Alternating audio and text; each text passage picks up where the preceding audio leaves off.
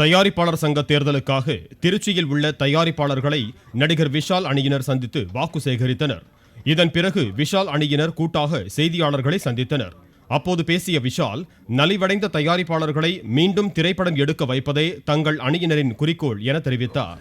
இந்த தேர்தல் ரொம்ப முக்கியமான தேர்தல். ஏன்னா இண்டஸ்ட்ரியை காப்பாற்றுற தேர்தல். கண்டிப்பா நாங்க இண்டஸ்ட்ரியை மறுபடி தலை நிமிர்ந்து வைக்கிற மாதிரி நாங்க அத்தனை பேரும் நாங்க செயல்பட போறோம். எங்களோட உழைப்பு வீண் போகாது. கண்டிப்பா எல்லா தயாரிப்பாளர்களும் நல்லா இருப்பாங்க, அவங்க குடும்பங்களும் நல்லா இருப்பாங்க.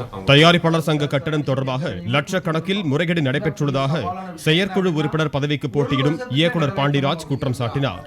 அவங்களும் இடத்தை கிட்டத்தட்ட காஞ்சிபுரத்துல இருந்து சிறுபெரும்புதூர்ல இருந்து பல இடங்களை கூட்டிய கொண்ட காமிச்சு. இந்த வடிவில் காமெடி ஒண்ணு இருக்கும் தெரியுமா, அந்த இடத்துலதான் கேணி இருந்துச்சு அப்படிங்கிற கதையா, கடைசியில பார்த்தா கேணிய காணுங்கிற கதையா, அந்த இடத்த கொடுக்க போறோம், இந்த இடத்த பட்டா போட போறோம்னு காமிக்கிறாங்க. அதுக்கு மட்டுமே குறைஞ்சது 20 லட்சம் ரூபாய் அந்த இன்னோவாவில போயிட்டு ஒரு 40 பேர் போயிட்டு பார்த்து வந்ததுக்கு 20 லட்சம் ரூபாய் செலவாயிருக்கு. அவ்வளவுதான் கணக்கு.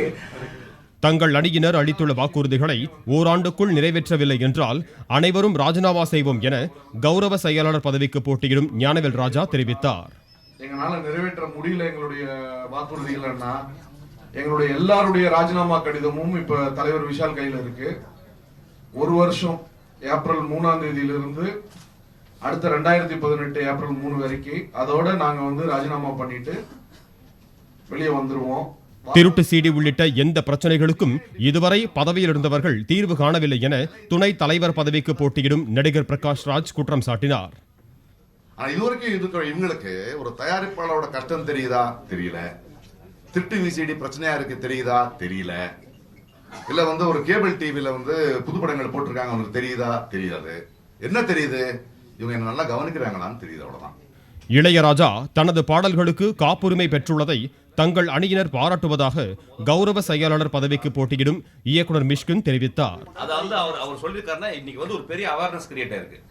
அதாவது தன்னுடைய ஒரு கலை ரீதியான படைப்பு, அந்த படைப்புல அது அந்த மனிதனுக்கு எப்பொழுதுமே வரும். காப்பிரைட்ன்றது ரொம்ப முக்கியமானது. அது இன்னைக்கு தான் இவ்வளவு நாள் கஷ்டப்பட்டு இன்னைக்கு தான் நடந்திருக்கு. அது இளையராஜா பாராட்டுறோம் நாங்க எல்லாரும்.